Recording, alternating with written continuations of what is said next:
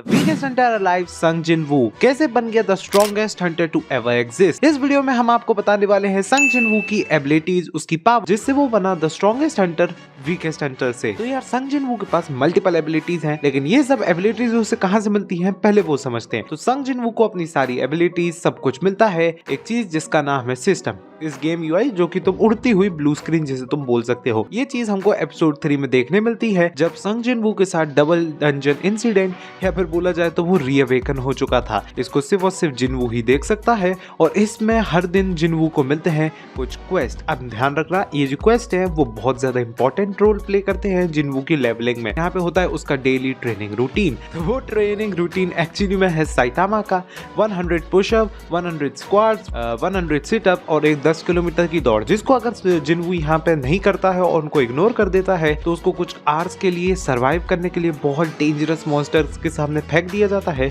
जो कि हमको एपिसोड 3 में देखने मिले थे। अब ये सिस्टम धीरे धीरे करके जिन वू को यहाँ पे एक बीइंग जो कि है द शैडो मोनार्क, बोला जाए तो इस दुनिया का second strongest being to ever exist, उसकी पावर को देता है। क्यों देता है उस पे एक अलग स्टोरी है, तो उस पे एक अलग वीडियो बनाई जा सकती है। बट अभी टॉपिक पे आते हुए, तो इस सिस्टम को बनाया है आर्किटेक्ट ने। आर्किटेक्ट एक्चुअली में वही बंदा है जिसने उस डंजन या फिर टेंपल बोला जाए जहाँ पे जिन वू को ये पावर मिली। अब ये देखते हैं जिन वू के पास पावर है कौन कौन सी। अब जैसा कि मैंने बोला था कि जिन वू को हर दिन एक क्वेस्ट मिलता है, इन क्वेस्ट के साथ जिन वू को मिलते हैं कुछ रिवॉर्ड्स, जिसमें उसको अलग अलग तरीके की एबिलिटीज, कुछ वेपन्स या फिर कुछ भी चीज मिल सकती है। जिसमें कुछ एबिलिटीज की अगर हम बात करें, जिसमें नंबर 1 पे जो आती है, जो कि काफी ज्यादा यूजफुल एबिलिटी है, वो है स्टेटस रिकवरी। स्टेटस रिकवरी एक ऐसी एबिलिटी है जिससे अगर जिन वू चाहे कितना भी ज्यादा डैमेज हो, कितना भी ज्यादा थका हुआ हो, या फिर वो मौत के करीब भी हो, अगर वो स्टेटस रिकवरी को यूज करता है तो वो बिल्कुल परफेक्ट शेप में आ जाएगा। ऐसे में भैया कि जैसे उसको तो कभी कुछ हुआ ही नहीं था,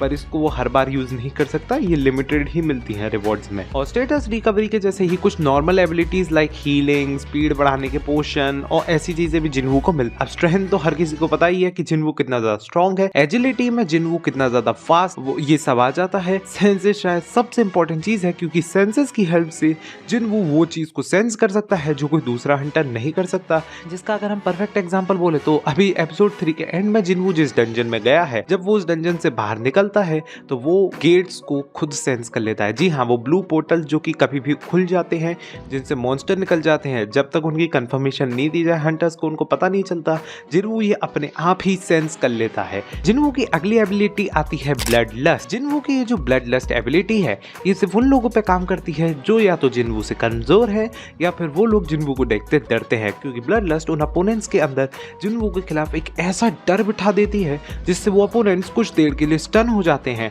मतलब कि वो कुछ भी नहीं हिल सकते, हिल भी नहीं सकते डर की वजह से। और ये एक छोटा सा मूवमेंट किसी को भी खत्म करने के लिए काफी है। और मैं एक बात जो बोलना भूल गया, जिनवू के सिस्टम में कुछ ऐसी एबिलिटीज भी हैं जिसे देख के तो मुझे जलन होने लगी, जहाँ पे जिनवू इस सिस्टम से कुछ चीजें बाय भी कर सकता है, इस सिस्टम को चीजें बेच भी सकता है, और साथ ही साथ इसमें चीजें स्टोर भी करके रख सकता है। मतलब कि ना ही कभी उसको स्टोरेज की दिक्कत होगी, ना ही कभी उसको चीजें खरीदने की दिक्कत, और अगर बेचने का मन किया तो पैसा भी 2-2 मिनट में आ जाएगा। जिनवू की अगली एबिलिटी जो आती है वो एक बहुत इंपॉर्टेंट एबिलिटी है, जो कि है पॉइजन रेजिस्टेंस। तो सिस्टम की वजह से जिनवू को किसी भी तरीके का पॉइजन से नहीं मारा जा सकता, क्योंकि अगर जिनवू के शरीर में कितना भी डेंजरस से डेंजरस पॉइजन डाल दिया जाए, सिस्टम उस पॉइजन को नलीफाई कर देता है, जिससे वो पॉइजन जिनवू के शरीर में कोई भी इफेक्ट नहीं देगा। इसके बाद जो हमारी अगली एबिलिटी आती है जिनवू की, वो है स्टेल्थ स्किल। अब ये एबिलिटी जो है वो बहुत ज्यादा इंपॉर्टेंट एबिलिटीज में से एक है, क्योंकि इस एबिलिटी को यूज करके जिनवू अपनी प्रेजेंस को पूरा ही गायब कर सकता है। प्रेजेंस गायब करना मतलब कि ऐसा कि वो बैटल लड़ते लड़ते वो अपने अपोनेंट के सामने से गायब ही हो जाएगा, ना ही उसका अपोनेंट उसे सेंस कर सकता है और ना ही सही तरीके से ढूंढ सकता। और जिनवू की फास्ट स्पीड की वजह से वो उसको देख भी नहीं सकता। मतलब कि तुम सोचो ये कितनी ज्यादा ओपी एबिलिटी हो जाएगी। उसको इसके लिए भी एक स्पेसिफिक क्वेस्ट करना पड़ता है, जिसमें उसको एक बी रैंक के प्रोफेसर को मारना होता है, जो कि एक्चुअली में एक असैसिन होता है, जो प्रिजनर्स को असैसिनेशन के चक्कर में लुढ़का देता है। और जिनवू इस बी रैंक के हंटर को अकेले नहीं मार पा रहा था, इस 2 दोस्तों का यहाँ पे बहुत इंपॉर्टेंट रोल था। इसलिए मैंने कहा था कि अभी भी जिनवू हमारा एस रैंक लेवल पे नहीं है, वो धीरे धीरे लेवल अप कर रहा है। अगली एबिलिटी जो जिनवू की हमारे सामने आती है वो है वाइटल स्ट्राइक। जैसा एबिलिटी का नाम वैसा ही एबिलिटी का काम। इस एबिलिटी को यूज करके जिनवू किसी के भी वाइटल स्पॉट्स पे मार सकता है। वाइटल स्पॉट्स बोले तो वो स्पॉट्स जहाँ पे मारने से इंसान या तो जल्दी या फिर लगभग एक शॉट भी हो सकता है। ये एबिलिटी काफ़ी ज़्यादा यूजफुल होती है क्लोज कॉम्बैट में, और इस एबिलिटी को गेन करने के लिए जिनवू ने कई सारे मल्टीपल डोमेन्स, मल्टीपल डंजन्स और कई सारे मॉन्स्टर्स को मारा था, तभी ये एबिलिटी जाके उसको मिली थी। बहुत मुश्किल से मिली थी ये वाली। अगली एबिलिटी जो यहाँ पे जिनवू की आती है वो है डोमिनेटर टच, जो कि one of the craziest abilities में से आती है, क्योंकि ये एबिलिटी उसको मिलती है after defeating the red night egress, जिसको हराते हराते उसकी हालत टाइट हो गई थी और he was बेयरली even after reaching S rank level. ये जो एबिलिटी है ये इतनी ज्यादा ओपी है जहाँ पे जिनवू किसी भी चीज को कंट्रोल कर सकता है उनको छुए बिना। कंट्रोल क्या, चाहे तो वो उनको क्रश तक कर सकता है बिना हाथ लगाए। मतलब कि अब 2 हाथ की जगह जिनवू भाई साहब पे अनलिमिटेड हाथ थे और वो जो चाहे वो इनसे कर सकता था। इस एबिलिटी को वो कई सारे नाइट्स पे भी यूज करता है और उनका 1 मिनट में।